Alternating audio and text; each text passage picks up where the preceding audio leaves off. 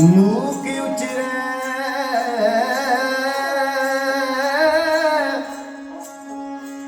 मूक उचरे शास्त्र खट पिंग गिरन चढ़ जाए।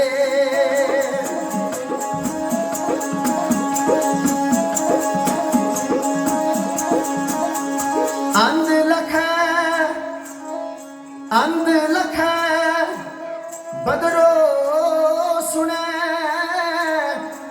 जो काल कृपा कराए।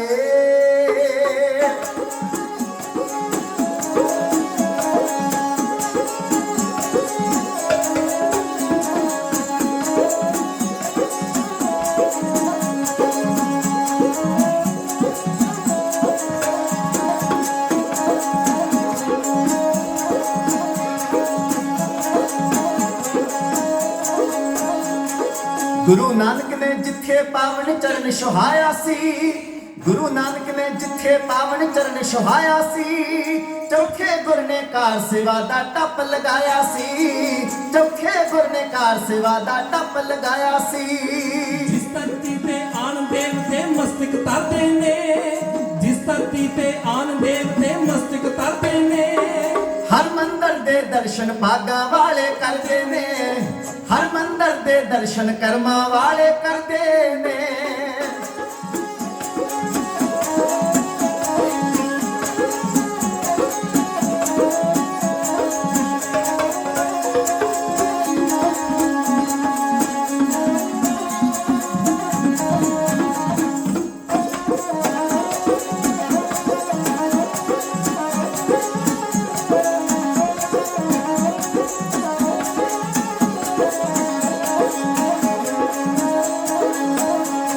सारे जग तो शान निराली है हरि मंदिर दी, सारे जग तो शान निराली है हरि मंदिर दी। मस्तक लाइए तूड़ शांति मिलदी अंदर दी, मस्तक लाइए तूड़ शांति मिलदी अंदर दी।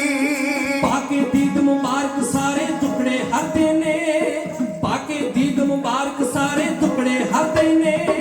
हर मंदिर दे दर्शन पागा वाले करदे ने, हर मंदिर दे दर्शन कर्मा वाले करते ने।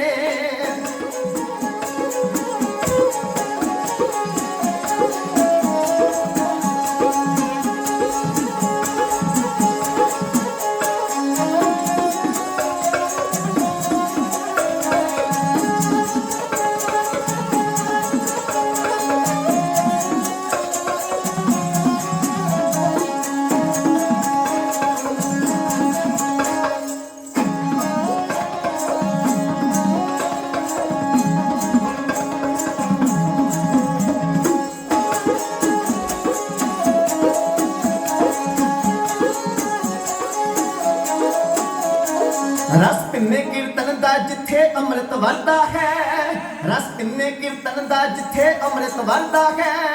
मन तो लाके मैल आत्मा पावन करदा है, मन तो लाके मैल आत्मा पावन करदा है।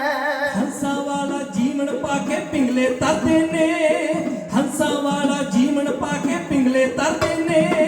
हर मंदिर दे दर्शन भागा वाले करदे ने, हर मंदिर दे दर्शन कर्मा वाले करते ने।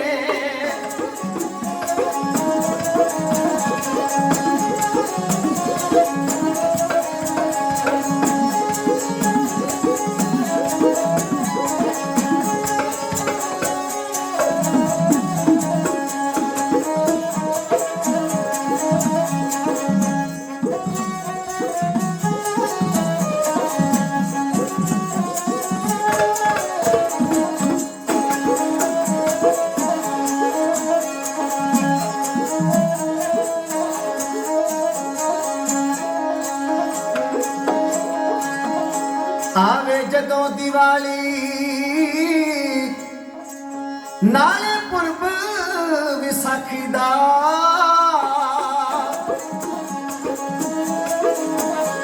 खुशी नाल खिड़ जांदा, खुशी नाल खिड़ जांदा, खिड़दा हर अबिलाखी दा। खुशी नाल खिड़ जांदा, खिड़दा हर अबिलाखी दा।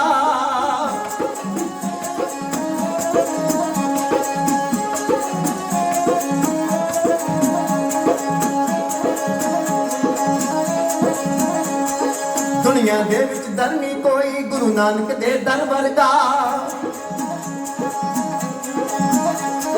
ਦੁਨੀਆ ਦੇ ਵਿੱਚ ਦਰ ਨਾ ਕੋਈ ਗੁਰੂ ਨਾਨਕ ਦੇ ਦਰ ਵਰਗਾ। ਚਰਨ ਧੂੜ ਨਨਕਾਣੇ ਵਾਲੀ ਸਰ ਨਹੀਂ ਅੰਮ੍ਰਿਤ ਸਰ ਵਰਗਾ। ਚਰਨ ਧੂੜ ਨਨਕਾਣੇ ਵਾਲੀ ਸਰ ਨਹੀਂ ਅੰਮ੍ਰਿਤ ਸਰ ਵਰਗਾ।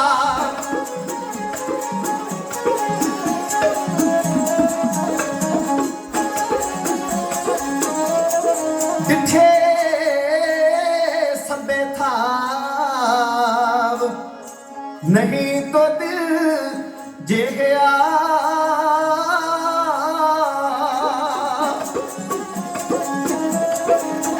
ਬਦੋਹ ਪੁਰਖ ਵਿਦਾਤੇ ਤਾ ਤੂੰ ਸੋਹਿਆ। ਵਸਦੀ ਸਜਨ ਅਪਾਰ ਅਨੂਪ ਰਾਮਦਾਸ ਪੁਰ ਹਰ ਹਾ ਨਾਨਕ ਕਸਮਲ ਜਾਹੇ। ਨਾਏ ਰਾਮਦਾਸ ਸਰ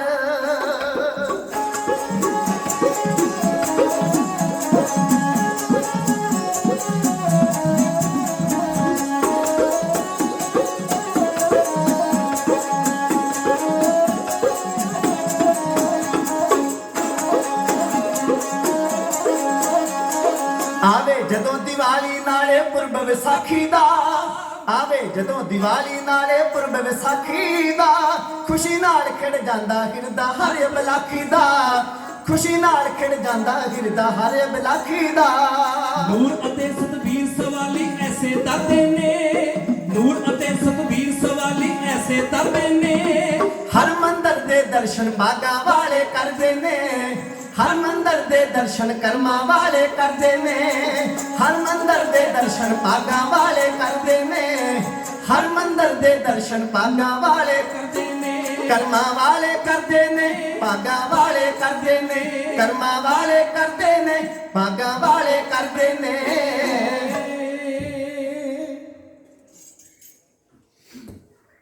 ਹਰ ਮੰਦਰ ਹਰ ਜੀਉ ਸਾਜਿਆ। ਹਰ ਵਸੈ ਜਿਸ ਨਾਲ। ਪ੍ਰਭ ਹਰਿ ਮੰਦਰ ਸੋਹਣਾ ਜਿਸ ਮਹਿਮਾਨ ਕਲਾਲ। ਮੋਤੀ ਹੀਰਾ ਨਿਰਮਲਾ ਕੰਚਨ ਕੋਟ ਰੀਸਾਲ। ਜੁਗੋ ਜੁਗ ਅਟਲ ਗੁਰੂ ਗਰੀਬ ਨਿਵਾਜ। ਕਰੁਣਾ ਨਿਦਾਨ ਕਿਰਪਾ ਦੇ ਸਾਗਰ ਬਖਸ਼ਿੰਦ ਬਖਸ਼ਨਹਾਰ। ਮਿਹਰਬਾਨ ਦਇਆਵਾਨ ਅਤੇ ਦਿਆਲੂ ਕਿਰਪਾਲੂ ਸਤਿਗੁਰੂ। ਦਸਾਂ ਪਾਤਸ਼ਾਹੀਆਂ ਦੇ ਆਤਮਿਕ ਸਵਰੂਪ ਗੁਰਗੱਦੀ ਤੇ ਬਿਰਾਜਮਾਨ ਹੋ ਕੇ ਦਰਸ਼ਨ ਦੀਦਾਰ ਬਖਸ਼ ਰਹੇ ਸਾਹਿਬੇ ਕਮਾਲ ਕਮਾਲੇ ਕਰਾਮਾਤ ਕਾਇਮ ਰਹੀਮ ਰਜ਼ਾ ਬਖਸ਼ ਸਤਿਗੁਰੂ। ਸੰਸਾਰ ਦੇ ਕੁੱਲ ਜੀਵਾਂ ਦੇ ਰੋਜੀ ਦਾਤਾ ਸਾਹਿਬ।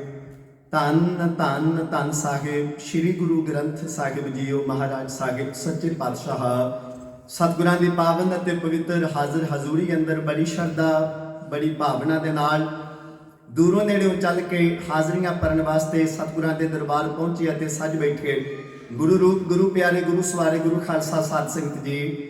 ਸਤਿਗੁਰੂ ਜੀ ਦੇ ਸਨਮਾਨ ਵਿੱਚ ਦੋਵੇਂ ਹੱਥ ਜੋੜ ਕੇ ਸੀਸ ਝੁਕਾਈਏ। ਰਸਨਾ ਫਤਿਹ ਦੇ ਸਿਮਰਨ ਨਾਲ ਪਵਿੱਤਰ ਕਰੀਏ। ਸਾਰੀ ਸੰਗਤ ਗੱਜ ਕੇ ਆਖੀਏ ਜੀ ਵਾਹਿਗੁਰੂ ਜੀ ਕਾ ਖਾਲਸਾ ਵਾਹਿਗੁਰੂ ਜੀ ਕੀ ਫਤਿਹ। ਜਿਉਂ ਬਿਲਾਵ ਖਿਤਿਓਂ ਬੋਲੇ ਹੈ ਸੁਆਮੀ ਕੁਦਰਤ ਕਵਣ ਹਮਾਰੀ। ਸਾਧ ਸੰਗ ਨਾਨਕ ਜਸ ਗਾਇਓ ਜੋ ਪ੍ਰਭ ਕੀ ਅਤ ਪਿਆਰੀ। ਸਤਿਗੁਰੂ ਜੀ ਨੇ ਮਹਾਨ ਬਖਸ਼ਿਸ਼ ਕੀਤੀ ਹੈ ਨਦਰੇ ਅਨਾਇਤ ਕੀਤੀ ਹੈ।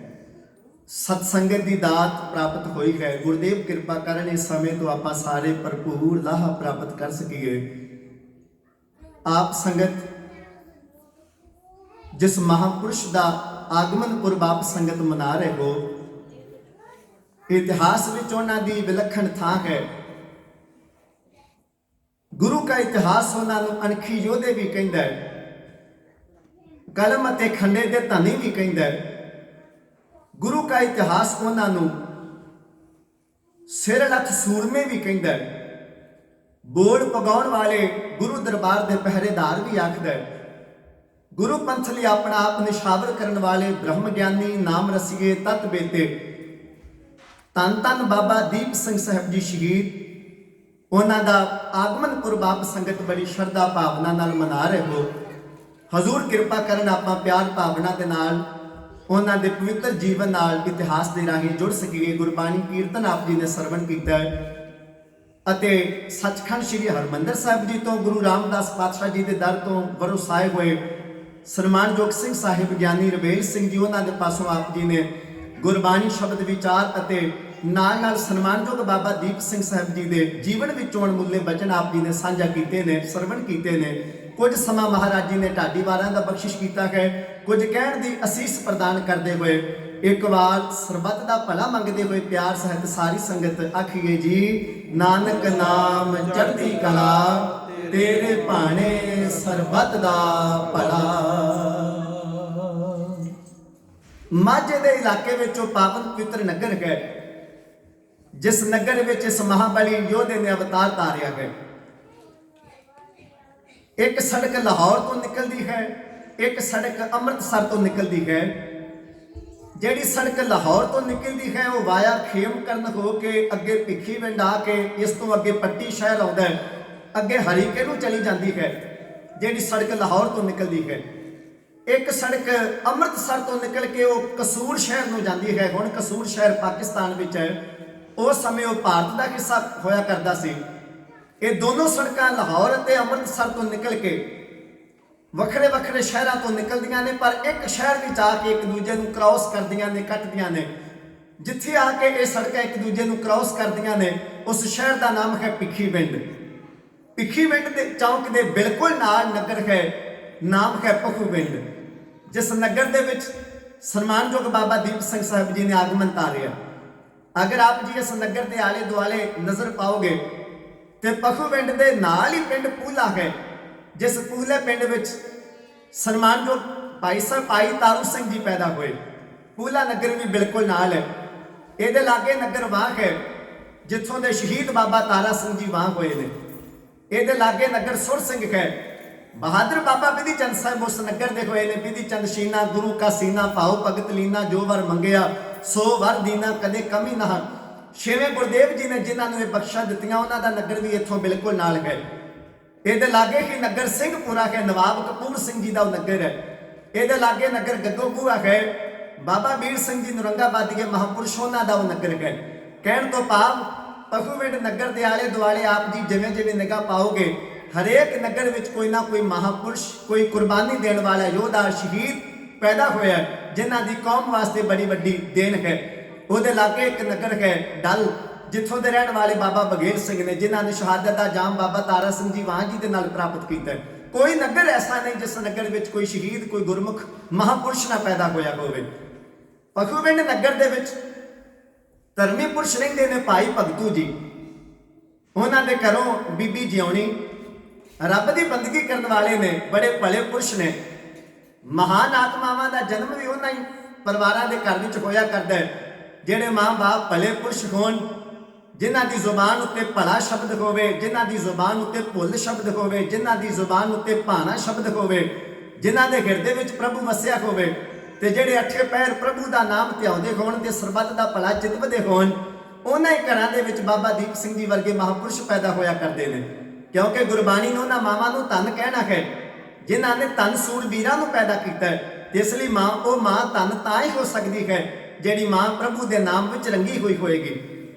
ਸਨਮਾਨਯੋਗ ਭਾਈ ਭਗਤੂ ਤੇ ਮਾਤਾ ਜਿਉਣੀ ਧਰਮ ਦੀ ਕਿਰਤ ਵਿਰਤ ਕਰਦੇ ਨੇ, ਖੇਤਾਂ ਵਿੱਚ ਕਿਰਤ ਕਰਦੇ ਪਏ ਨੇ। ਇੱਕ ਰੱਬ ਦਾ ਪਿਆਰਾ ਗੁਰਸਿੱਖ ਆਉਂਦਾ ਹੈ, ਬੜੇ ਸਤਿਕਾਰ ਨਾਲ ਉਹਨੂੰ ਜੀ ਆਇਆਂ ਆਖਿਆ, ਬਿਠਾਇਆ, ਜੋ ਵੀ ਉਸ ਵਕਤ ਤਿਆਰੀ ਹੈ, ਪ੍ਰਸ਼ਾਦਾ ਪਾਣੀ ਛਕਾਇਆ, ਗੁੜ ਤਿਆਰ ਕੀਤਾ ਉਹ ਵੀ ਛਕਾਇਆ।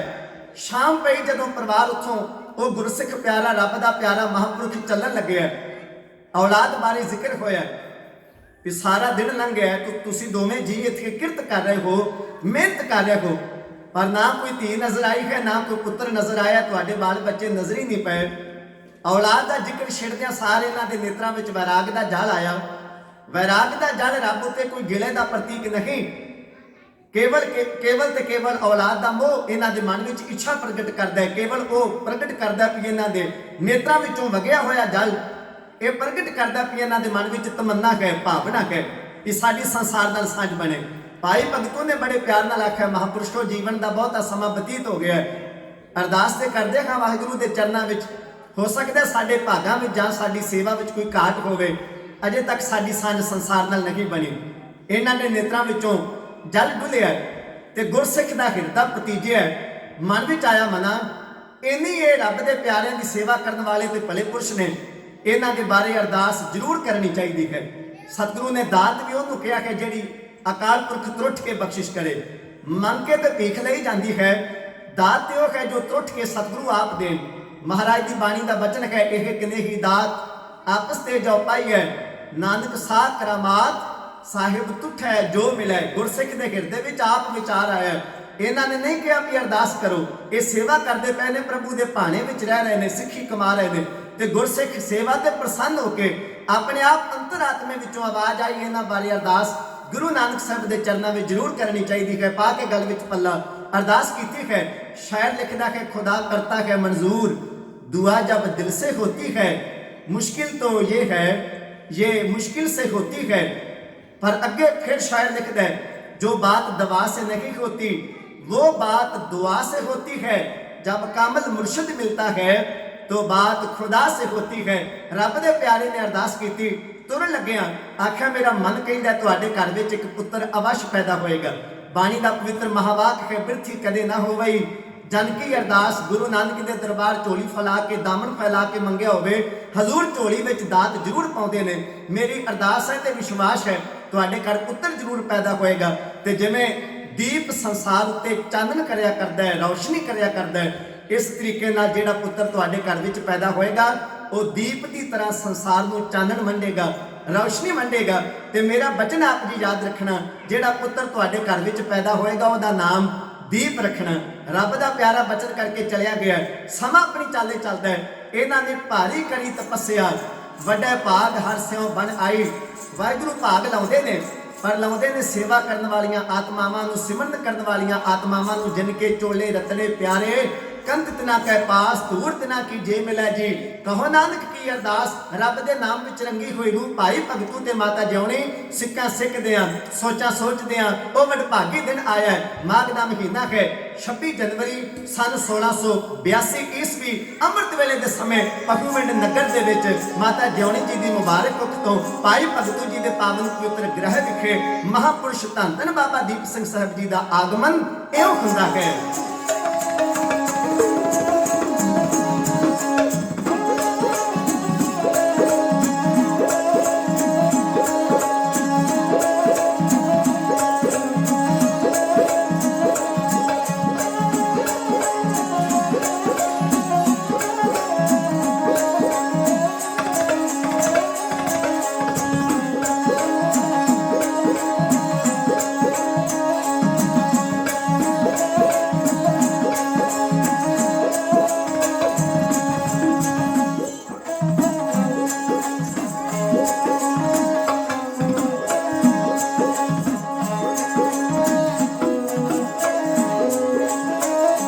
माझे दे इलाके जन्मिया सोना गुरु दशमेश दा दुलारा। माझे दे इलाके जन्मिया सोना गुरु दशमेश दा दुलारा। 14वीं दे चंद वांगरा उस दीप दा पवेल शिकारा। माझे दे इलाके जन्मिया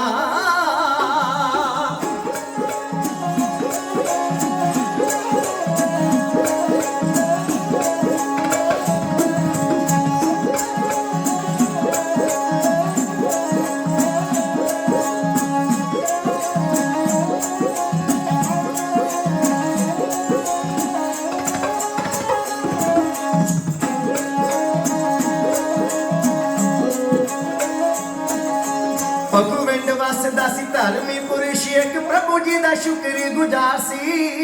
किरत कमाउंदा ते नाम जपे वाहिगुरू दा भगत सिंह बड़ा सच्चियार सी। पखूविंड वसदा सी धर्मी पुरुष एक प्रभु जी दा शुक्र गुजार सी। किरत कमाउंदा ते नाम जपे वाहिगुरू दा भगत सिंह बड़ा सच्चियार सी। ओदे घर विच चंद पैदा होया फरजंद, ਚੰਦ ਪੈਦਾ ਹੋਇਆ ਹਰ ਜ਼ੰਦ ਸਾਰੇ ਜੱਗ ਨਾਲੋਂ ਬਾਲ ਸੀ ਨਿਆਰਾ ਸਾਰੇ ਜੱਗ ਨਾਲੋਂ ਬਾਲ ਸੀ ਨਿਆਰਾ 14ਵੀਂ ਦੇ ਚੰਦ ਵਾਂਗਰਾ ਉਸ ਦੀਪ ਦਾ ਪਵੇ ਲਿਸ਼ਕਾਰਾ ਮਾਝੇ ਦੇ ਇਲਾਕੇ ਜਨਮਿਆ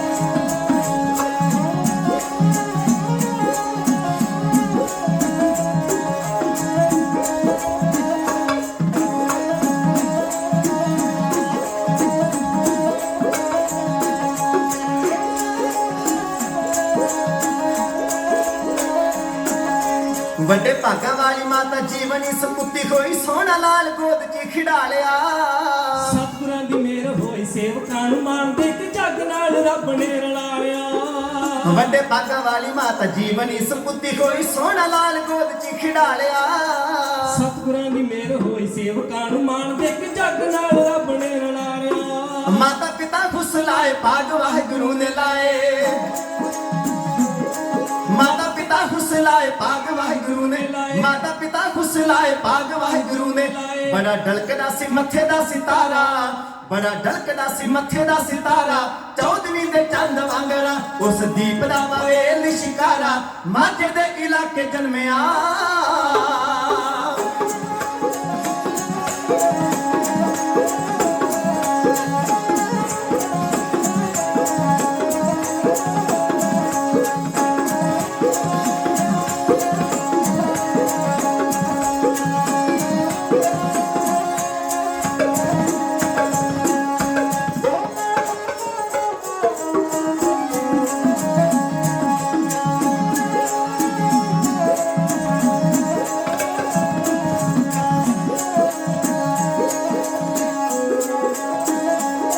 ਬੱਚਿਆਂ ਬਗੈਰ ਹੈ ਅਧੂਰਾ ਪਨ ਮਾਪਿਆਂ ਦਾ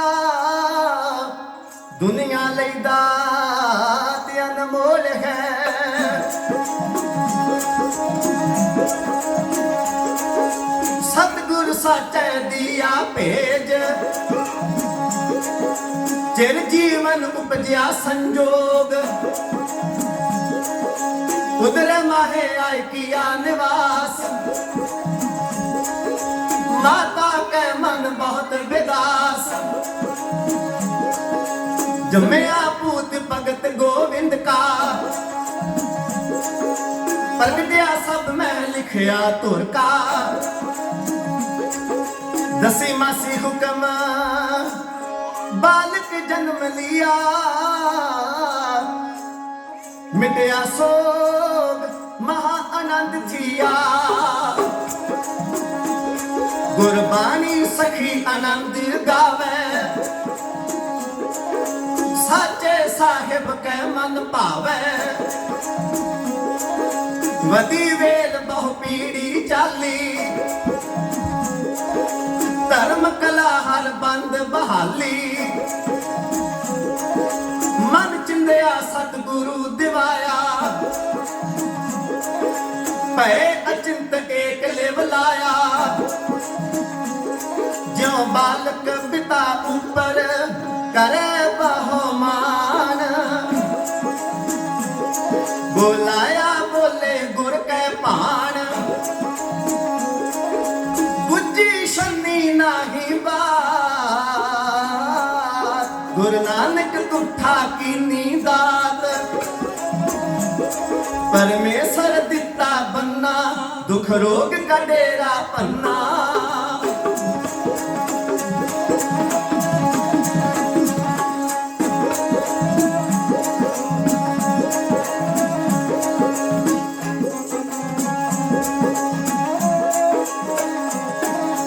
बच्चियां बगैर है अधूरा पान मापिया दा दुनिया लिदा ते अनमोल है ਬੱਚਿਆਂ ਨੇ ਆਦਮੀ ਆਕਾਸ਼ ਵਿੱਚ ਉੱਡਦਾ ਹੈ ਰੱਬ ਵਿਖ ਜਾਣੇ ਦਿੰਦਾ ਖੋਲ ਹੈ बच्चियां बगैर है अधूरा पान मापिया दा दुनिया लिदा ते अनमोल है ਬੱਚਿਆਂ ਨੇ ਆਦਮੀ ਆਕਾਸ਼ ਵਿੱਚ ਉੱਡਦਾ ਹੈ ਰੱਬ ਵਿਖ ਜਾਣੇ ਦਿੰਦਾ ਖੋਲ ते ਹੈ आया सदाए मूर जस लिखी जावे नूर ਪਿਆਇਆ ਸਤਾਈ ਬੂਰ ਜਸ ਲਿਖੀ ਜਾਵੇ ਨੂਰ ਪਿਆਇਆ ਸਤਾਈ ਬੂਰ ਜਸ ਲਿਖੀ ਜਾਵੇ ਯੋਧਾ ਬਣੇਗਾ ਜਗਤ ਵਿੱਚ ਪਾਰਾ ਯੋਧਾ ਬਣੇਗਾ ਜਗਤ ਵਿੱਚ ਪਾਰਾ ਚੌਧਰੀ ਦੇ ਚੰਦ ਵਾਂਗਰਾ ਉਸ ਦੀਪ ਦਾ ਪਵੇਲ ਸ਼ਿਕਾਰਾ ਚੌਧਰੀ ਦੇ ਚੰਦ ਵਾਂਗਰਾ ਉਸ ਦੀਪ ਦਾ ਪਵੇਲ ਸ਼ਿਕਾਰਾ ਮੱਝ ਦੇ ਇਲਾਕੇ ਜਨਮਿਆ ਸੋਹਣਾ ਗੁਰੂ ਦਸ਼ਮੇਸ਼ ਦਾ ਦੁਲਾਰਾ ਚੌਧਰੀ ਦੇ ਚੰਦ ਵਾਂਗਰਾ ਉਸ ਦੀਪ ਦਾ ਪਵੇਲ ਸ਼ਿਕਾਰਾ ਮੱਝ ਦੇ ਇਲਾਕੇ ਜਨਮਿਆ ਸੋਹਣਾ ਗੁਰੂ ਦਸ਼ਮੇਸ਼ ਦਾ ਦੁਲਾਰਾ ਚੌਧਰੀ ਦੇ ਚੰਦ ਵਾਂਗਰਾ ਉਸ ਦੀਪ ਦਾ ਪਵੇਲ ਸ਼ਿਕਾਰਾ ਮੱਝ ਦੇ ਇਲਾਕੇ ਜਨਮਿਆ ਜਨਮਿਆ परमेश्वर दिता बन्ना दुख रोग का डेरा पन्ना आनंद करहे नर नारी हर हर प्रभ कृपा धारी वाहिगुरु ने बख्शिश की है लम्मे समय के बाद इस घर दे विच पुत्र ने जन्म लिया अकाल पुरख का शुकराना किया ते नाम इन्हां ने दीप रखिया है गुरमत की गुड़ती दी है बड़े प्यार के नाल अपने बच्चे की परवरिश की माँ बाप हर समय परमात्मा की भै भावनी में समा बतीत करते हैं भाई भगतू गुरमुखां की रब के प्यारिਆਂ की संगत करते हैं अपने पुत्र के नाल बहुत समा बतीत करते हैं माँ बाप की चंगी सिक्ख्या ते चंगी संगत का प्रभाव बच्चे उत्ते पै रहा जिमें जिमें ये बालक जवान हो रहा है उम्र वध रही है गुरबाणी का जाप माता पिता करते हैं तो कोल बैठ के गुरबाणी सुनते हैं धन हन वो कर वो माँ बाप जेडे आप बैठ के बाणी पढ़न ते अपने कोल बच्चों को बिठा के आखन आपां कुछ समा गुरबाणी का पाठ कर देगा ये बड़ी वड्डी जिम्मेवारी है हर माँ बाप की भावें आप नितनेम आपां किन्ना भी करते होइए किन्ना भी कोई गुरमुख प्यारा बाणी पढ़ता होवे पर 5 मिनट 10 मिनट जिन्ना भी समा होवे अपने बच्चों को कोल बिठा के उन्हां दे नाल जो बाणी का अभ्यास करना है वो एक वखरा वखरी ड्यूटी है वखरा फर्ज है धार्मिक तौर पर मनुख का फर्ज बनता है कई बार मनुख सोचता है मैं बाणी पढ़नी है हुण बच्चों को पासे ले जाओ पर कोशिश करनी चाहिए है उन्होंने कोल बिठाओ रंग लागत लागत लागत है पाओ भागत भागत भागत है नाले तो मनुख का अपना मन अजमाया जाता भी कितना टिकदा ना मन टिकेगा तो सगों टकाउण का वधेरे यतन करेगा ਅਤੇ ਇਹਦੀ ਧਾਰਮਿਕ ਤੌਰ ਤੇ ਇਹ ਡਿਊਟੀ ਇਹ ਫਰਜ਼ ਵੀ ਪੂਰਾ ਹੋਏਗਾ ਆਪਣੇ ਬੱਚਿਆਂ ਨੂੰ ਕੋਲ ਕੁਝ ਸਮਾਂ ਬਿਠਾ ਕੇ ਗੁਰਬਾਣੀ ਦਾ ਜਾਪ ਕਰਨਾ खैर समा अपनी चाले चलता है वड्डे गुरु साहबाना दीयां बातां गुरु नानक देव पातशाह जी ने किवें सिੱਖੀ प्रचार किया सिੱਖੀ का बूटा उन्होंने किवें लाया किवें ये बूटा प्रफुल्लित होया पंजवें पातशाह जी की शहादत के कारण की ने इन्हां उत्ते विचार कर भी चलती है श्री गुरु हरगोबिंद साहब महाराज जी नूं की लोड़ पई अकाल तख्त साहिब की सिरजना करन दी फौजां भर्ती करन दी जदों एक देश में एक सरकार पहला ही मौजूद है सरकार दे कोल फौजां ने सरकार दे कोल अपना राज प्रबंध है सरकार की ड्यूटी हुंदी है अपनी प्रजा की राखी करनी एक सरकार दे हुंदियां बराबर ते एक सरकार खड़ी करन दी की लोड़ पई की कारण सन भी गुरु घर नूं अपनी फौज एक तैयार करनी पई किले तैयार करने पे जंग युद्ध लड़ने पे चढ़ाई किते नहीं करके गए पर जेड़े चढ़ाई करके आउंदे ने वो कौन ने ते गुरु घर विच ऐसी की खासियत है वो किहड़े बचन सन वो किहड़ी सच की आवाज़ सी जिन्हों दबाउण वास्ते विरोधी तेरा हमलावर बन बन के आउंदियां रहियां इन्हां गल्लां उत्ते विचार कर भी चलती है इस बच्चे उत्ते प्रभाव बड़ा गहरा पै रहा है 9वें पातशाह जी की शहादत भाई मती दास के सीस उत्ते आरा चलना है भाई दयाल दास देग भी चुबले ते भाई सती दास रूह में लपेट के अग ला के साड़ दिते गए जदों ये शहादतां दी गल इस बच्चे के सामने चलती है तो बड़े ध्यान नाल बिना अख चमके बिना अपने शरीर की हरकत किए उन्होंने शहादतां की लड़ी नूं ये नौजवान सुनता है 9वें पातशाह जी की शहादत ने हिरदे उत्ते बड़ा वड्डा असर पाया तो जदों गल चलदे चलदे आनंदपुर साहब आउंदी है कलगियां वाले पातशाह जी की बाणी का बचन है मन चाओ पाया प्रभ आगू सुनिया हिरदा आनंद नाल खेड़े नाल सरूर नाल भर जाता है कलगियां वाले पातशाह जी का नाम सुनदे सार ते ये बालक अपने माता जी नूं बड़े प्यार नाल पुछदा मां तुसीं आनंदपुर दीयां गल्लां रोज सुणाउंदे हो लैके कदों जाओगे आनंदपुर साहिब कदों दर्शन होणगे उस गुरदेव दे जिन्हां दी तुसीं रोज बात पाउंदे हो ते तन है वो मां जिउणी जिन्हां ने जिवें बाबा फरीद साहिब नूं उन्हां दी माता ने खुदा दा इश्क उन्हां दे मन विच जगाया सी इसे तरह बाबा दीप सिंह साहिब जी दे सन्मानयोग माता जिउणी जी ने अपने पुत्र दे हिरदे विच गुरु घर दा इन्ना वड्डा प्रेम जगाया लगन लाई आख्या बेटा कलगियां वाले पातशाह जानी जान ने दिलों दिलों के राह होया करते हैं तू पखू मिंट बैठ के उन्होंने चेते करेगा ਉਹ ਤੇਰੀ ਬੰਦਗੀ ਤੇਰੀ ਆਵਾਜ਼ ਆਨੰਦਪੁਰ ਬੈਠੇ ਸੁਣਨਗੇ ਤੇ ਇੱਕ ਦਿਨ ਦਇਆ ਦੇ ਘਰ ਵਿੱਚ ਆ ਕੇ ਤੈਨੂੰ ਆਵਾਜ਼ ਮਾਰ ਕੇ ਦਰਸ਼ਨ ਦੀਦਾਰ ਬਖਸ਼ਿਸ਼ ਕਰਨਗੇ। ਮਨ ਬਿਰਤੀ ਇਕਾਗਰ ਕਰਕੇ ਕਲਗੀਆਂ ਵਾਲੇ ਪਾਤਸ਼ਾਹ ਦੀ ਆਰਾਧਨਾ ਕੀਤੀ ਹੈ, ਧਿਆਇਆ ਹੈ। ਸਭ ਗੋਬਿੰਦ ਹੈ, ਸਭ ਗੋਬਿੰਦ ਹੈ, ਗੋਬਿੰਦ ਬਿਨ ਨਹੀਂ ਕੋਈ। ਇਹ ਧਿਆਉਂਦੇ ਰਹੇ। ਇੱਕ ਦਿਨ 1699 ਦੀ ਵਿਸਾਖੀ ਆਈ ਤੇ ਉਸ ਤੋਂ ਪਹਿਲਾਂ ਹੁਕਮਨਾਮੇ ਆ ਗਏ ਪਿੰਡਾਂ ਵਿੱਚ ਕਿ ਵੱਡੀ ਗਿਣਤੀ ਵਿੱਚ ਸੰਗਤਾਂ ਸ਼੍ਰੀ ਅਨੰਦਪੁਰ ਸਾਹਿਬ ਆਉਣ। ਆਪਣੇ ਪਰਿਵਾਰ ਦੇ ਨਾਲ ਮਾਝੇ ਦੇ ਵਿੱਚੋਂ ਵੱਡਾ ਜਥਾ ਲੈ ਕੇ ਕਲਗੀਆਂ ਵਾਲੇ ਪਾਤਸ਼ਾਹ ਜੀ ਦੇ ਕੋਲ ਸ਼੍ਰੀ ਅਨੰਦਪੁਰ ਸਾਹਿਬ ਪਹੁੰਚੇ ਨੇ। ਬਾਬਾ ਦੀਪ ਸਿੰਘ ਸਾਹਿਬ ਜੀ ਦੀ ਅੱਖਾਂ ਦੇ ਸਾਹਮਣੇ ਦੀ ਉਹ ਸਾਰੀ ਘਟਨਾ ਹੈ ਜਦੋਂ ਕਲਗੀਆਂ ਵਾਲੇ ਪਾਤਸ਼ਾਹ ਨੇ 80,000 ਦੇ ਵਿੱਚੋਂ 5 ਪਿਆਰਿਆਂ ਦੀ ਚੋਣ ਕੀਤੀ ਹੈ। ਉਹਨਾਂ ਦੇ ਸੀਸ ਤਲਵਾਰ ਦੀ ਭੇਟ ਕਰਕੇ ਫਿਰ ਉਹਨਾਂ ਨੂੰ ਕਿਵੇਂ ਸੁਰਜੀਤ ਕੀਤਾ ਤੇ ਕਿਵੇਂ ਖੰਡੇ ਬਾਟੇ ਦਾ ਅੰਮ੍ਰਿਤ ਸੰਚਾਰ ਹੋਇਆ, ਬਾਣੀਆਂ ਦੇ ਜਾਪ ਹੋਏ ਤੇ ਉਹਨਾਂ ਨੂੰ ਦਇਆ ਰਾਮ ਤੋਂ ਦਇਆ ਸਿੰਘ, ਧਰਮਚੰਦ ਤੋਂ ਧਰਮ ਸਿੰਘ, ਹਿੰਮਤ ਰਾਏ ਤੋਂ ਹਿੰਮਤ ਸਿੰਘ ਤੇ ਕਲਗੀਆਂ ਵਾਲੇ ਆਪ ਗੋਬਿੰਦ ਰਾਏ ਤੋਂ ਗੋਬਿੰਦ ਸਿੰਘ ਕਿਵੇਂ ਬਣੇ। ਇਹ ਸਾਰਾ ਕੁਝ ਬਾਬਾ ਦੀਪ ਸਿੰਘ ਸਾਹਿਬ ਜੀ ਦੀਆਂ ਅੱਖੀਆਂ ਦੇ ਸਾਹਮਣੇ ਵਾਪਰ ਰਿਹਾ ਹੈ। ਜਦੋਂ ਖਾਲਸਾ ਪੰਥ ਦੀ ਸਿਰਜਣਾ ਹੋ ਗਈ, ਕਲਗੀਆਂ ਵਾਲੇ ਪਾਤਸ਼ਾਹ ਜੀ ਨੇ ਬੁਲੰਦ ਆਵਾਜ਼ ਵਿੱਚ ਆਖਿਆ, ਆਓ ਹੁਣ ਜਿਸ ਨੇ ਖਾਲਸਾ ਪੰਥ ਵਿੱਚ ਸ਼ਾਮਲ ਹੋਣਾ ਹੈ। ਹਜ਼ੂਰ ਜੀ ਦੀ ਆਵਾਜ਼ ਸੁਣਦਿਆਂ ਸਾਰ ਛਾਲ ਮਾਰ ਕੇ ਇਹ ਨੌਜਵਾਨ ਕਲਗੀਆਂ ਵਾਲੇ ਪਾਤਸ਼ਾਹ ਜੀ ਦੇ ਚਰਨਾਂ ਵਿੱਚ ਆਇਆ। ਉਮਰ ਹੈ 17 ਸਾਲ। 1682 ਵਿੱਚ ਉਹਨਾਂ ਦਾ ਜਨਮ ਹੁੰਦਾ ਹੈ ਤੇ 1699 ਦੇ ਵਿੱਚ ਖਾਲਸਾ ਪੰਥ ਦੀ ਸਿਰਜਣਾ ਹੋਈ। ਠੀਕ 17 ਸਾਲ ਉਮਰ, ਮੁੱਛ ਫੁੱਟਦੀ ਹੈ, ਚੌੜਾ ਨੂਰਾਨੀ ਮਸਤਕ ਹੈ, ਕੱਦ ਉੱਚਾ ਜਵਾਨ ਹੈ। ਕਲਗੀਆਂ ਵਾਲੇ ਪਾਤਸ਼ਾਹ ਦੇ ਪ੍ਰਤੀ ਹਿਰਦੇ ਵਿੱਚ ਬੜਾ ਵੱਡਾ ਪਿਆਰ, ਸਤਿਕਾਰ, ਚਾਅ ਹੈ। ਹਜ਼ੂਰ ਦੇ ਚਰਨਾਂ ਤੇ ਸਿਰ ਧਰ ਕੇ ਆਖਿਆ, ਦਾਤਾ ਮੇਰਾ ਵੀ ਸੀਸ ਇਹਨਾਂ ਗੁਰਸਿੱਖਾਂ ਵਾਂਗ ਆਪ ਜੀ ਦੇ ਚਰਨਾਂ ਵਿੱਚ ਭੇਟਾ ਹੈ, ਇਹਨੂੰ ਪ੍ਰਵਾਨ ਕਰੋ ਤੇ ਮੈਨੂੰ ਵੀ ਮਹਾਰਾਜ ਤੁਸੀਂ ਪੰਥ ਵਿੱਚ ਸ਼ਾਮਲ ਕਰੋ, ਅੰਮ੍ਰਿਤ ਦੀ ਦਾਤ ਬਖਸ਼ਿਸ਼ ਕਰੋ। ਮਹਾਰਾਜ ਨੇ ਜਦੋਂ ਇਹਨਾਂ ਦੇ ਚਿਹਰੇ ਵੱਲ ਤੱਕਿਆ, ਹਜ਼ੂਰ ਨੇ ਵੇਖਿਆ ਕਿ ਇਹਨਾਂ ਦੇ ਨੇਤਰਾਂ ਵਿੱਚ ਗੁਰੂ ਦੇ ਪ੍ਰਤੀ ਬੜਾ ਵੱਡਾ ਪਿਆਰ ਹੈ ਤੇ ਸੱਚਮੁੱਚ ਇਹ ਮਨੋਂ ਆਪਣਾ ਸੀਸ ਗੁਰੂ ਨੂੰ ਭੇਟਾ ਕਰ ਰਹੇ ਨੇ। ਮਹਾਰਾਜ ਨੇ ਆਖਿਆ, ਦੀਪ ਸਿੰਘ ਅੱਜ ਤੋਂ ਬਾਅਦ ਇਹ ਸੀਸ ਪੰਥ ਦੀ ਅਮਾਨਤ ਹੈ। ਜਦੋਂ ਲੋੜ ਪੈਗੀ ਇਸ ਸੀਸ ਤੋਂ ਪੰਥ ਦੇ ਪ੍ਰਤੀ ਸੇਵਾ ਲਈ ਜਾਏਗੀ। ਅੱਜ ਤੋਂ ਬਾਅਦ ਇਸ ਸੀਸ ਨੂੰ ਗੁਰੂ ਪੰਥ ਦੀ ਅਮਾਨਤ ਸਮਝਣਾ।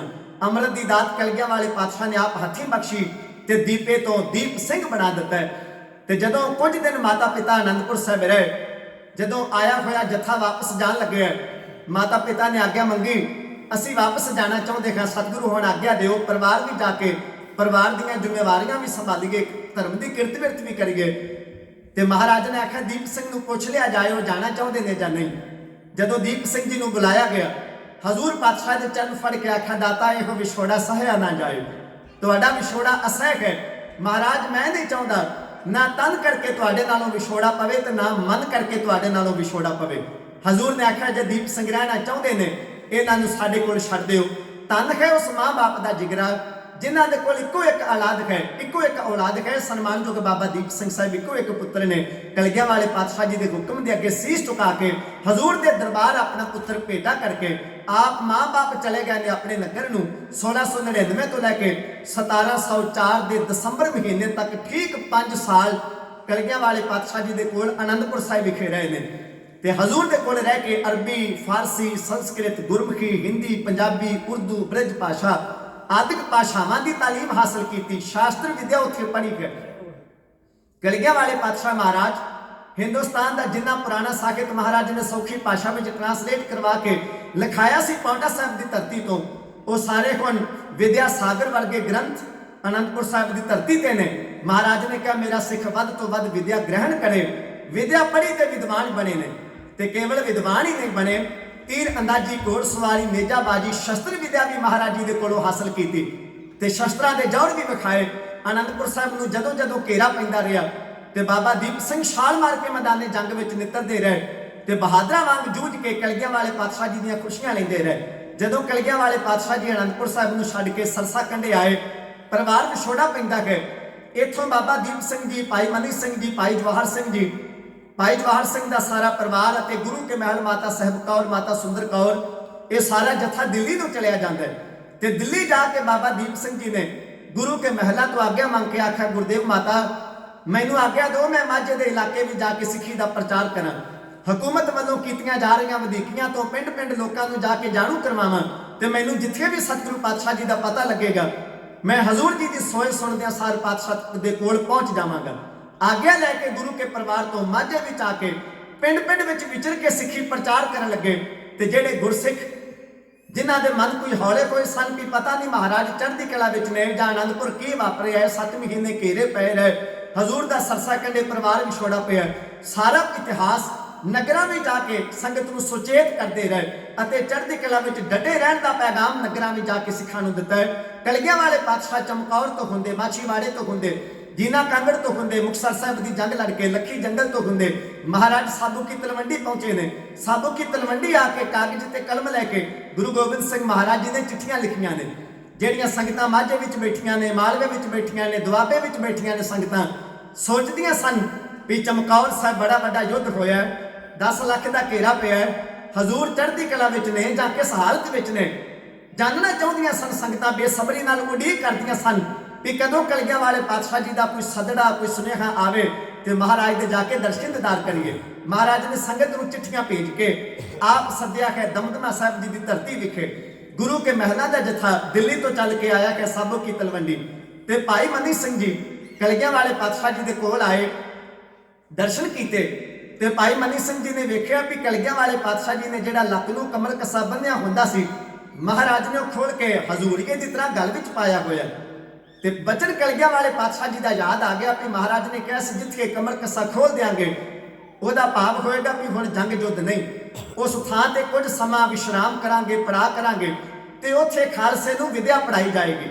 ਤੇ ਭਾਈ ਮਨੀ ਸਿੰਘ ਜੀ ਨੇ ਮਹਾਰਾਜ ਨੂੰ ਬੇਨਤੀ ਕਰਕੇ ਆਖਿਆ, ਮਹਾਰਾਜ ਕਿਰਪਾ ਕਰੋ ਖਾਲਸੇ ਨੂੰ ਵਿਦਿਆ ਪੜਾਈ ਜਾਏ। ਮਹਾਰਾਜ ਨੇ ਆਖਿਆ, ਹਾਂ ਭਾਈ ਮਨੀ ਸਿੰਘ ਜੀ, ਗੁਰਬਾਣੀ ਦੇ ਅਰਥ ਉਚਾਰਨ ਦੱਸਣ ਵਾਲਾ ਕਾਰਜ ਤੇ ਕਰਨ ਵਾਲਾ ਹੈ। ਉਹਦੇ ਨਾਲ ਨਾਲ ਨੌਵੇਂ ਪਾਤਸ਼ਾਹ ਜੀ ਦੀ ਬਾਣੀ ਵੀ ਅਜੇ ਤੱਕ ਲਿਖਤੀ ਰੂਪ ਵਿੱਚ ਦਰਜ ਨਹੀਂ ਕੀਤੀ ਗਈ। ਅਸੀਂ ਚਾਹੁੰਦੇ ਉਹ ਵੀ ਕਾਰਜ ਕੀਤਾ ਜਾਏ। ਕਰਤਾਰਪੁਰ ਤੋਂ ਧੀਰ ਮੱਲੀਆਂ ਦੇ ਕੋਲੋਂ ਬੀੜ ਲਿਆਂਦੀ ਜਾਏ, ਉਹਦੇ ਤੋਂ ਨਾਲੇ ਸਿੱਖਾਂ ਨੂੰ ਬਾਣੀ ਦਰਥ ਪੜਾਵਾਂਗੇ, ਸੰਥਿਆ ਦੇਾਂਗੇ, ਨਾਲੇ ਉਹਦੇ ਵਿੱਚ ਨੌਵੇਂ ਪਾਤਸ਼ਾਹ ਜੀ ਦੀ ਬਾਣੀ ਦਰਜ ਕਰਾ ਦਿੱਤੀ ਜਾਏਗੀ। ਭਾਈ ਮਨੀ ਸਿੰਘ ਜੀ ਨੇ ਆਖਿਆ, ਮਹਾਰਾਜ ਉਸ ਨੌਜਵਾਨ ਨੂੰ ਵੀ ਸੱਦ ਲਿਆ ਜਾਏ ਜਿਨ੍ਹਾਂ ਨੇ ਆਨੰਦਪੁਰ ਸਾਹਿਬ ਆਪ ਜੀ ਨੂੰ ਬੇਨਤੀ ਕੀਤੀ ਸੀ ਕਿ ਮਹਾਰਾਜ ਜਦੋਂ ਵੀ ਆਪ ਜੀ ਵਿਦਿਆ ਪੜਾਓ, ਗੁਰਬਾਣੀ ਦਾ ਅਰਥ ਬੋਧ ਸਿੱਖਾਂ ਨੂੰ ਦਿਓ, ਮੈਂ ਚਾਹੁੰਦਾ ਹਾਂ ਮੈਂ ਆਪ ਜੀ ਦੇ ਪਾਸ ਹੋਵਾਂ, ਆਪ ਜੀ ਦੇ ਕੋਲੋਂ ਗੁਰਬਾਣੀ ਦੀ ਸੰਥਿਆ ਹਾਸਲ ਕਰ ਸਕਾਂ। ਕਲਗੀਆਂ ਵਾਲੇ ਪਾਤਸ਼ਾਹ ਜੀ ਦੇ ਨਾਲ ਕਿੰਨੀ ਕੁ ਨੇੜਤਾ ਤੇ ਕਿੰਨਾ ਕੁ ਪਿਆਰ ਹੋਵੇਗਾ ਵੀ ਮਹਾਰਾਜ ਜਦੋਂ ਆਪ ਜੀ ਵਿਦਿਆ ਦਾ ਗਿਆਨ ਪੰਥ ਦੀ ਝੋਲੀ ਵਿੱਚ ਪਾਓ, ਮੈਂ ਚਾਹੁੰਦਾ ਹਾਂ ਇਹ ਦਾਸ ਆਪ ਜੀ ਦੇ ਕੋਲ ਹਾਜ਼ਰ ਹੋਵੇ। ਤੇ ਭਾਈ ਮਨੀ ਸਿੰਘ ਜੀ ਨੇ ਆਖਿਆ, ਮਹਾਰਾਜ ਉਹਨਾਂ ਦੀ ਤਮੰਨਾ ਸੀ, ਉਹਨਾਂ ਨੂੰ ਆਪ ਜੀ ਦਾ ਹੁਕਮ ਹੋਵੇ ਤੇ ਸੱਦ ਲਿਆ ਜਾਏ। ਮਹਾਰਾਜ ਨੇ ਆਖਿਆ, ਬਿਲਕੁਲ ਠੀਕ। 5 ਸਿੱਖ ਭੇਜੇ ਤੇ ਮਾਝੇ ਦੇ ਵਿੱਚੋਂ ਵੱਖ-ਵੱਖ ਸੰਗਤ ਨੂੰ ਜਿੱਥੇ ਉਹਨਾਂ ਨੇ ਸੱਦਾ ਦਿੱਤਾ ਉੱਥੇ ਉਹਨਾਂ ਨੇ ਪਹੂਵਿੰਡ ਜਾ ਕੇ ਬਾਬਾ ਦੀਪ ਸਿੰਘ ਜੀ ਨੂੰ ਵੀ ਦੱਸਿਆ ਗਿਆ, ਦੀਪ ਸਿੰਘ ਜੀ ਤੁਹਾਨੂੰ 10ਵੇਂ ਗੁਰੂ ਬਣਾਉਂਦੇ ਨੇ, ਮਹਾਰਾਜ ਤੁਹਾਨੂੰ ਸੱਦ ਰਹੇ ਨੇ। ਪਰਿਵਾਰ ਨੂੰ ਫਤਿਹ ਬੁਲਾ ਕੇ ਮਨ ਵਿੱਚ ਚਾਅ ਲੈ ਕੇ ਬਾਬਾ ਦੀਪ ਸਿੰਘ ਜੀ ਪਹੁੰਚੇ ਨੇ ਸਾਬੋ ਕੀ ਤਲਵੰਡੀ।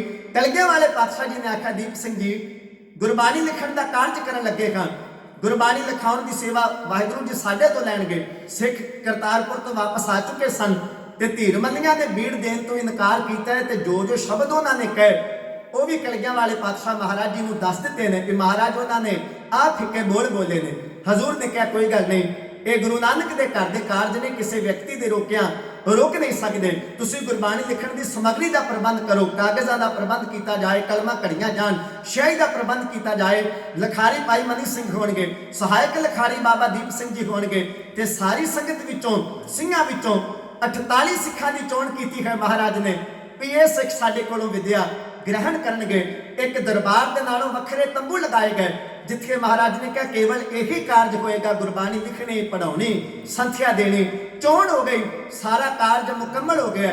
ਹੁਣ ਆਖਿਆ, ਅੰਮ੍ਰਿਤ ਵੇਲੇ ਸਣ ਕੇ ਇਸ਼ਨਾਨ ਕਰਕੇ ਸਾਫ ਸੁੱਚੇ ਬਸਤਰ ਧਾਰਨ ਕਰਕੇ ਤੁਸੀਂ ਤੰਬੂਆਂ ਵਿੱਚ ਪਹੁੰਚ ਜਾਣਾ ਜਿਨ੍ਹਾਂ ਨੇ ਸਾਡੇ ਕੋਲੋਂ ਵਿਦਿਆ ਗ੍ਰਹਿਣ ਕਰਨੀ ਹੈ। ਅੰਮ੍ਰਿਤ ਵੇਲੇ ਦਾ ਸਮਾਂ ਬਾਜਾ ਤੇ ਤਾਜਾ ਵਾਲੇ ਸਤਿਗੁਰੂ ਸਾਹਿਬੇ ਕਮਾਲ ਆਨੰਦਪੁਰ ਦੇ ਮਾਲਕ, ਹੇਮਕੁੰਟ ਦੇ ਵਾਸੀ, ਪ੍ਰਮਾਤਮਾ ਦੇ ਪੁੱਤ, ਅਕਾਲ ਦੇ ਸੁੱਤ, ਅੰਮ੍ਰਿਤ ਦੇ ਦਾਤੇ, ਚਮਕੌਰ ਦੀ ਗੜੀ ਦੇ ਜੇਤੂ ਜਰਨੈਲ, ਨੂਰ ਹਰਦਰ ਜਸ਼ਨ, ਚੋਜੀ ਪ੍ਰੀਤਮ ਗੁਰੂ ਗੋਬਿੰਦ ਸਿੰਘ ਮਹਾਰਾਜ ਖਾਲਸੇ ਨੂੰ ਵਿਦਿਆ ਪੜਾਉਣ ਲੱਗੇ ਨੇ। ਕਿਸ ਸਮੇਂ ਪੜਾਉਣ ਲੱਗੇ ਨੇ?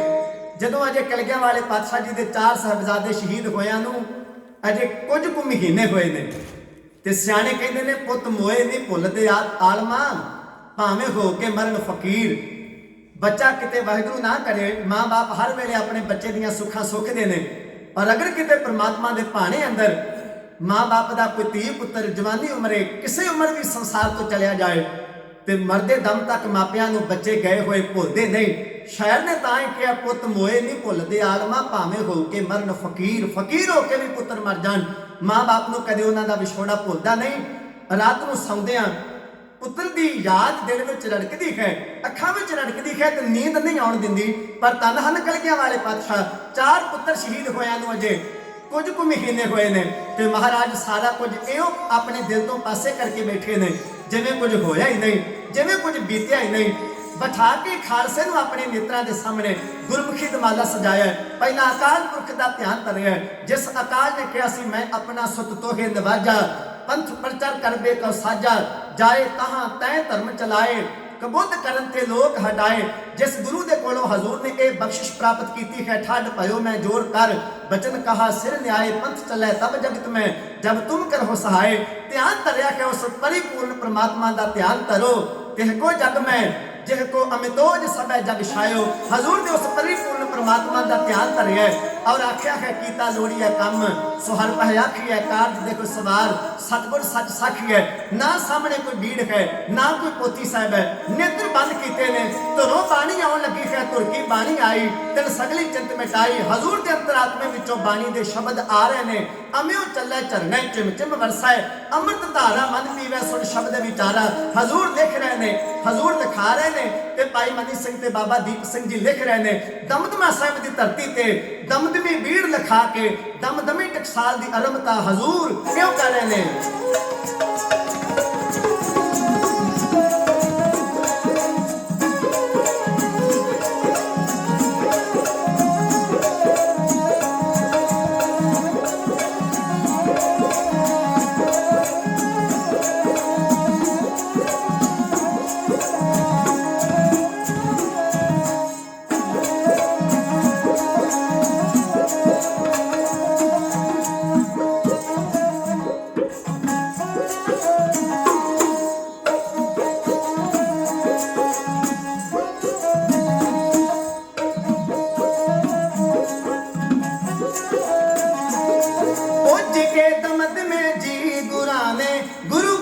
ਲਿਖਾਇਆ 48 ਸਿੰਘਾਂ ਨੂੰ ਸਾਰਾ ਅਰਥਾਂ ਸਹਿਤ ਸੁਣਾਇਆ। 48 ਸਿੰਘਾਂ ਨੂੰ ਸਾਰਾ ਅਰਥਾਂ ਸਹਿਤ ਸੁਣਾਇਆ। ਬਾਣੀ ਵਿਸ਼ਰਾਮਾਂ ਦੀ, ਬਾਣੀ ਵਿਸ਼ਰਾਮਾਂ ਦੀ, ਗੁਰਾਂ ਨੇ ਗੂੜ ਰਮਜ ਸਮਝਾਈ, ਗੁਰਾਂ ਨੇ ਗੂੜ ਰਮਜ ਸਮਝਾਈ। ਟਕਸਾਲ ਦਮਦਮੀ ਜੋ ਕਲਗੀਧਰ ਨੇ ਆਪ ਚਲਾਈ, ਟਕਸਾਲ ਦਮਦਮੀ ਜੋ ਕਲਗੀਧਰ ਨੇ ਆਪ ਚਲਾਈ।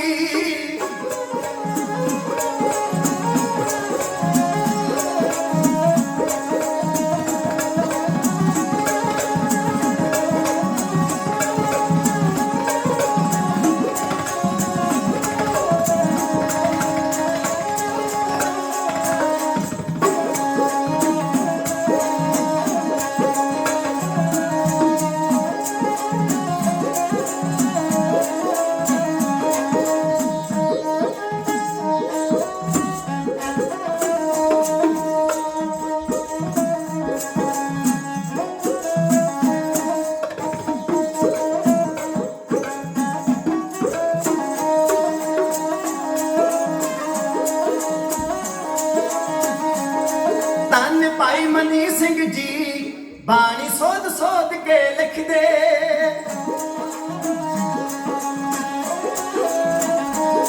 ਧੰਨ ਭਾਈ ਮਨੀ ਸਿੰਘ ਜੀ ਬਾਣੀ ਸੋਧ ਸੋਧ ਕੇ ਲਿਖਦੇ। ਪੁੱਤਰਾਂ ਦੇ ਦਾਨੀ ਤੋਂ ਖਾਲਸੇ ਲੈ ਸੰਥਿਆ ਸਿੱਖਦੇ। ਪੁੱਤਰਾਂ ਦੇ ਦਾਨੀ ਤੋਂ ਖਾਲਸੇ ਲੈ ਸੰਥਿਆ ਸਿੱਖਦੇ। ਜੋ ਸੁਣਿਆ ਪ੍ਰੀਤਮ ਤੋਂ, ਜੋ ਸੁਣਿਆ ਪ੍ਰੀਤਮ ਤੋਂ, ਸਿੱਖਿਆ ਹਿਰਦੇ ਵਿੱਚ ਵਸਾਈ, ਸਿੱਖਿਆ ਹਿਰਦੇ ਵਿੱਚ ਵਸਾਈ। ਟਕਸਾਲ ਦਮਦਮੀ ਜੋ ਕਲਗੀਧਰ ਨੇ ਆਪ ਚਲਾਈ। ਟਕਸਾਲ ਦਮਦਮੀ ਜੋ ਕਲਗੀਧਰ ਨੇ ਆਪ ਚਲਾਈ।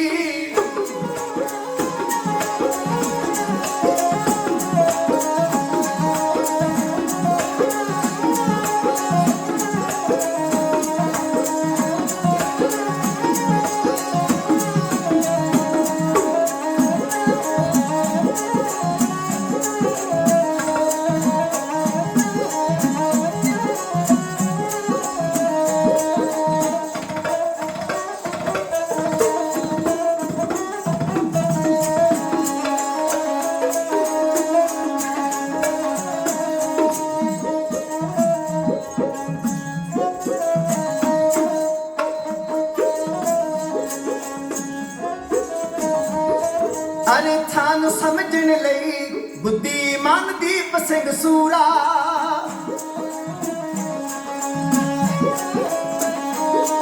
ਅਰੇ ਥਾਨੂੰ ਸਮਝਣ ਲਈ ਬੁੱਧੀਮਾਨ ਦੀਪ ਸਿੰਘ ਸੂਰਾ ਉਹ ਬੜੀ ਬਹਾਦਰ ਸੀ ਸਾਰੇ ਗੁਣਾਂ ਨਾਲ ਭਰਪੂਰਾ ਉਹ ਬੜੀ ਬਹਾਦਰ ਸੀ ਸਾਰੇ ਗੁਣਾਂ ਨਾਲ ਭਰਪੂਰਾ ਫੜ ਕਲਮਤ ਖੰਡੇ ਨੂੰ ਫੜ ਕਲਮਤ ਖੰਡੇ ਨੂੰ ਮਰਦ ਨੇ ਓੜਕ ਪ੍ਰੀਤ ਨਵਾਈ ਮਰਦ ਨੇ ਓੜਕ ਪ੍ਰੀਤ ਨਿਭਾਈ ਟਕਸਾਲ ਦਮਦਮੀ ਜੋ ਕਲਗੀਧਰ ਨੇ ਆਪ ਚਲਾਈ ਟਕਸਾਲ ਦਮਦਮੀ ਜੋ ਕਲਗੀਧਰ ਨੇ ਆਪ ਚਲਾਈ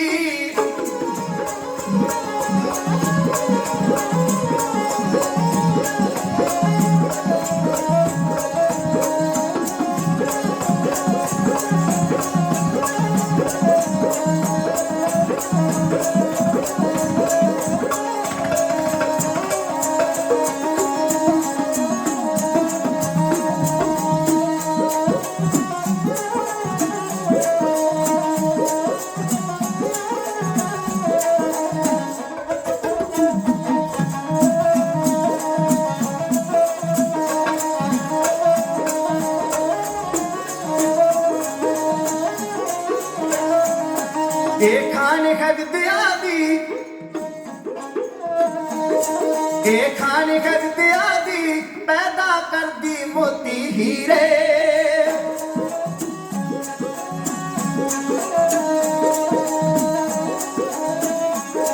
ਇਹ ਖਾਨ ਹੈ ਵਿਦਿਆ ਦੀ ਪੈਦਾ ਕਰਦੀ ਮੋਤੀ ਹੀਰੇ ਪੈਦਾ ਕਰਦੀ ਮੋਤੀ ਹੀਰੇ ਚਮਕਣ ਵਿੱਚ ਦੁਨੀਆ ਦੇ ਬਣ ਵਿਦਵਾਨ ਖਾਲਸੇ ਹੀਰੇ ਚਮਕਣ ਵਿੱਚ ਦੁਨੀਆ ਦੇ ਬਣ ਵਿਦਵਾਨ ਖਾਲਸੇ ਹੀਰੇ ਸੁਣ ਕਥਾ ਨਿਰਾਲੀ ਨੂੰ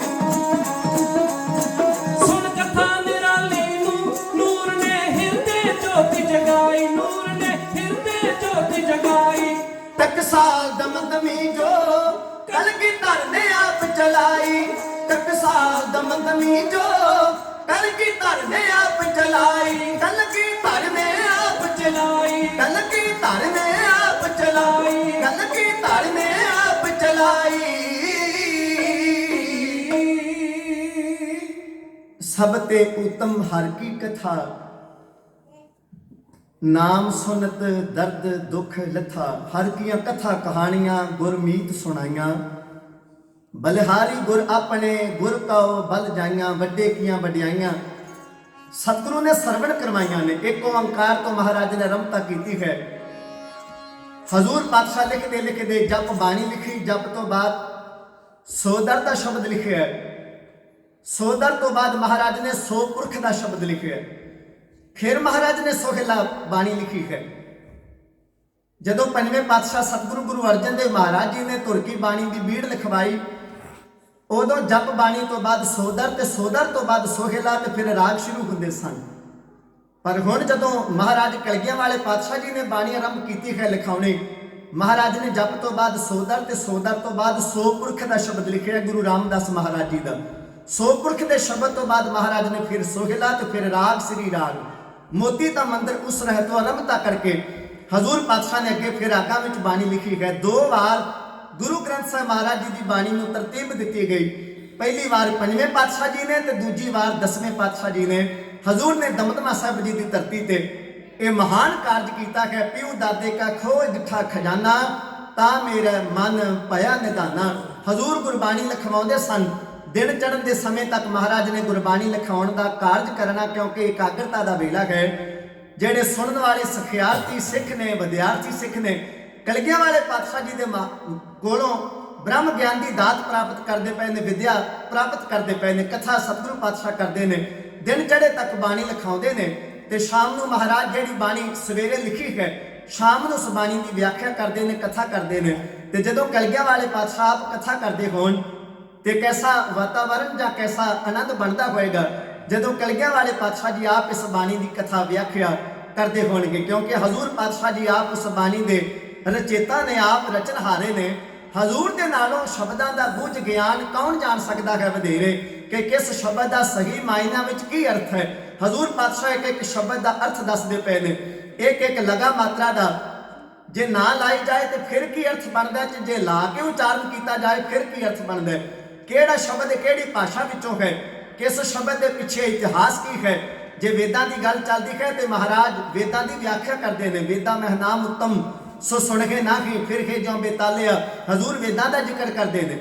तो जे शास्त्रां की गल करते हैं, जे पुराणा की गल करते हैं, सिमरत वेद पुराण पुकारन पोथियां नाम बिना सब कूड़ गाली होछियां।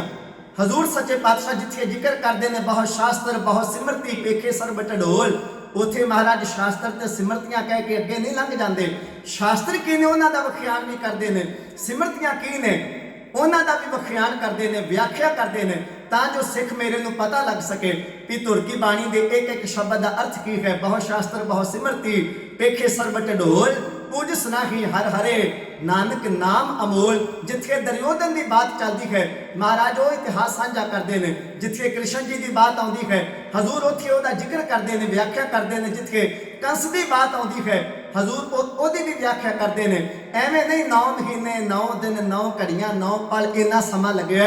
सतगुरु पातशाह गुरबाणी लिखाउंदे भी गए ते लिखण दे नाल नाल महाराज ने व्याख्या भी की है। सतगुरु पातशाह ने आप धुर की बाणी की कथा संपूर्ण कथा श्री दमदमा साहिब जी की धरती पर बैठ के की है। 10 लाख ते 24,000 अखर गुरु ग्रंथ साहिब महाराज जी की बाणी दे 31 रागां विच 36 महापुरखों की बाणी महाराज जी ने दर्ज कराई है। 5वें पातशाह जी तक 30 रागां विच बाणी सी। 10वें पातशाह जी ने 31वां राग राग जैजावंती विच शामिल किया है ते 9वें पातशाह जी की बाणी विच अंकित की है। ते कलगियां वाले पातशाह जी ने धुर की बाणी का स्वरूप बीड़ संपूर्ण करवाई है। पहली बार होया एक ओंकार तो लैके 18 10 20 तक संपूर्ण व्याख्या संपूर्ण कथा महाराज ने बख्शिश करके आप की है। श्री दमदमा साहिब जी की धरती ते ज्ञान अंजन गुर दिया, अज्ञान अंधेर विनाश, हर कृपा ते संत भेटिया, नानक मन प्रगास। बाणी का स्वरूप संपूर्ण होया, स्वरूप भी लिखा गया, सारी बाणी कंठ तो उच्चारण करके लिखी गई। तो महाराज ने नाल नाल सारी बाणी की व्याख्या भी कर दी। एक सरोवर तैयार करवाया, नाम रखा है लिखण सर साहब। हजूर ने कहा जिन्नी समग्री वधी है ये जल प्रवाह कर दी जाए। तो महाराज ने कहा हिंदुस्तान में 2 शहर ने जिथे लोग विद्या पढ़ने वास्ते जाते हैं। उन्होंने समय में एक शहर है कांची जिन्होंने बनारस भी कहा जाता है, जहाँ लोग कांची जाते सन विद्या पढ़ने वास्ते, जहाँ कश्मीर में जाते सन विद्या पढ़ने वास्ते। औरंगजेब ने कश्मीर उत्ते धर्म तब्दीली का दबाव इसलिए पाया सी क्योंकि उत्थे विद्वान रहते सन उस धर्म के, उस धर्म की नहीं कांची अते कश्मीर नाल जुड़ी हुई सी। उत्थों लोग विद्या पढ़ के आके अपने धर्म का प्रचार करते सन। धर्म नाल मनुख विद्या के राही जुड़ता है तो विद्या के आधारे कांची अते कश्मीर सन। महाराज ने कहा पहला लोग कांची जाते सन कश्मीर जाते सन, तो मेरा सिख ना कांची जाएगा ना कश्मीर जाएगा, ये विद्या पढ़ने वास्ते गुरु की कांची आएगा। साबो की तलवंडी भी एक नाम है, तो एक नाम है दम दमा साहिब, जिथे महाराज ने अपने दमा नू दम दवाया, साहा नू साह दवाया, अस्थान का नाम पै गया दम दमा साहिब। तो एक नाम महाराज ने रखा गुरु की कांची। महाराज ने कहा जिन्हों विद्या का एक अखर नहीं आता, बैल बुद्धि वाला मनुख भी भावें होवे, वो गुरु की कांची आवे, लिखण सर सरोवर में इशनान करे, ये कंढे पंजाबी की 35 लिख दी जाए गुरमुखी की, ਉਹਦੇ ਵੱਲ ਵੇਖ के हेठा जमीन ते लिखण की कोशिश करे, ਉਹਦੇ ਹਿਰਦੇ ਵਿੱਚੋਂ ਅਗਿਆਨਤਾ ਦਾ ਹਨੇਰਾ दूर होएगा, ਉਹਦੇ ਹਿਰਦੇ ਵਿੱਚ ਗਿਆਨ ਦਾ ਦੀਵਾ लट लट करके बलेगा। गुरु की कांची खालसे पंथ की यूनिवर्सिटी बना के हजूर सच्चे पातशाह जदों 9 महीने 9 दिन 9 घड़ियां 9 पल उतों समा बतीत करके महान कार्य करके तुर लगे ने।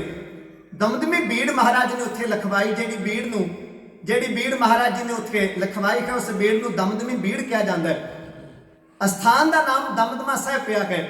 तो महाराज ने ਜਿਹੜੀ पाठशाला ਜਿਹੜੀ टकसाल उतों शुरू की है वह नाम है दमदमी टकसाल, कहने तो भाव जिथे विद्या पढ़ाई जाती है।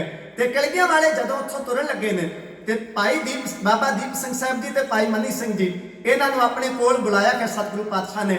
एक सिरों पाओ बाबा दीप सिंह साहब जी को बख्शिया, एक सिरों पाओ भाई मनी सिंह जी को बख्शिया। महाराज ने आख्या गुरसिखो सिरों पाओ उदों दिता जाता है जदों किसी ने कोई सेवा निभा दी होवे जां जदों किसी ने कोई सेवा नवें सिरे सौंपनी होवे।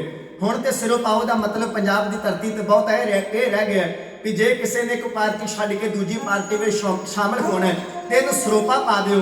ਪਾਰਟੀਆਂ ਵਿੱਚ ਲੋਕ ਇੱਕ ਦੂਜੇ ਨੂੰ ਸ਼ਾਮਲ ਕਰਾਉਣ ਲਈ ਸਿਰੋਂ ਪਾਓ ਦੀ ਵਰਤੋਂ ਕਰਦੇ ਨੇ, ਪਰ ਹਕੀਕਤ ਵਿੱਚ ਸਿਰੋਂ ਪਾਓ ਗੁਰੂ ਪੰਥ ਦੀ ਬੜੀ ਵੱਡੀ ਬਖਸ਼ਿਸ਼ ਹੈ। ਜਿਹਨੇ ਕੋਈ ਵੱਡੀ ਸੇਵਾ ਨਿਭਾਈ ਹੋਵੇ ਜਾਂ ਨਿਭਾਉਣੀ ਹੋਵੇ, ਉਹਨਾਂ ਨੂੰ ਸਿਰੋਂ ਪਾਓ ਦੇ ਕੇ ਸਨਮਾਨਿਤ ਕੀਤਾ ਜਾਂਦਾ ਹੈ। ਮਹਾਰਾਜ ਨੇ ਕਿਹਾ ਇੱਕ ਇੱਕ ਸੇਵਾ ਤੁਸੀਂ ਨਿਭਾ ਦਿੱਤੀ ਹੈ।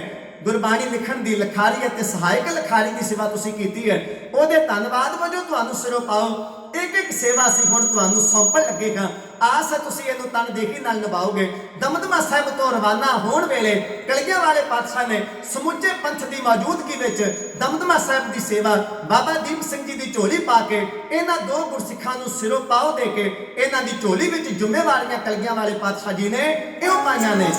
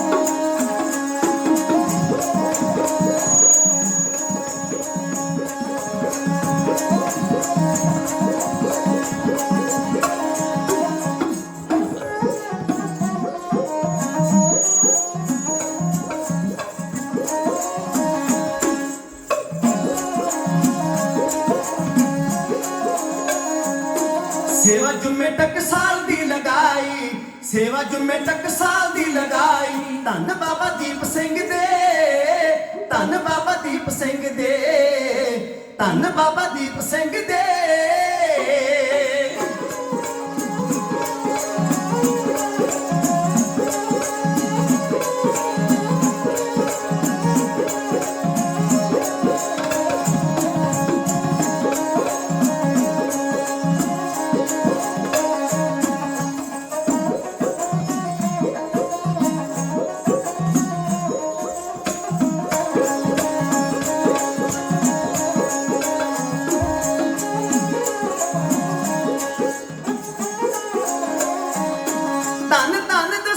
पिता सूर में पिता मुख फुरमान सी हजूर ने, धन धन दशमेश पिता सूर में पिता मुख फुरमान सी हजूर ने।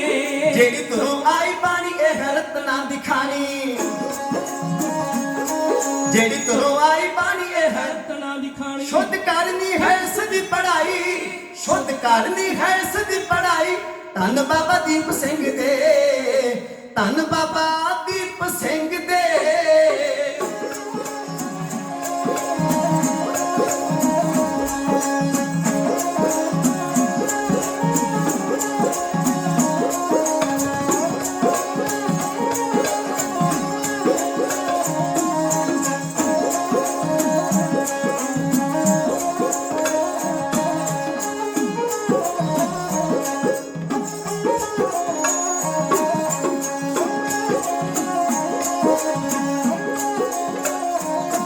जद सद विच रहना पर पक है, सेवा खालसे दी करनी अथक है। जद सद विच रहना पर पक है, सेवा खालसे दी करनी अथक है। बाणी लिखनी पढ़ाउनी सदा चित च वसाउनी,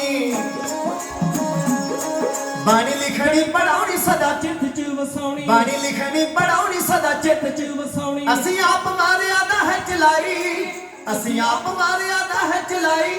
धन बाबा दीप सिंह दे, धन बाबा दीप सिंह दे।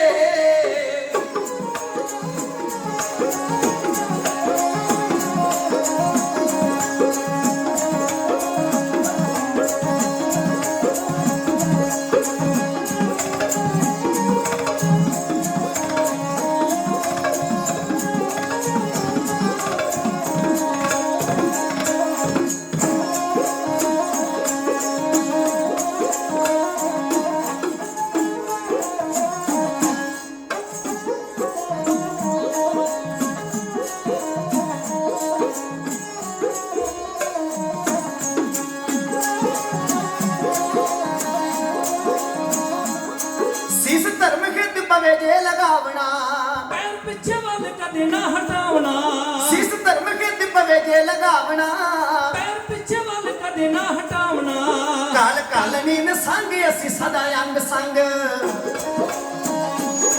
ਕਾਲ ਕਾਲਨੀ ਨ ਸੰਗ ਅਸੀਂ ਸਦਾ ਅੰਗ ਸੰਗ ਸੁਰਤ ਨਾਮ ਵਿੱਚ ਰੱਖਣੀ ਟਿਕਾਈ ਸੁਰਤ ਨਾਮ ਵਿੱਚ ਰੱਖਣੀ ਟਿਕਾਈ ਧੰਨ ਬਾਬਾ ਦੀਪ ਸਿੰਘ ਦੇ ਧੰਨ ਬਾਬਾ ਦੀਪ ਸਿੰਘ ਦੇ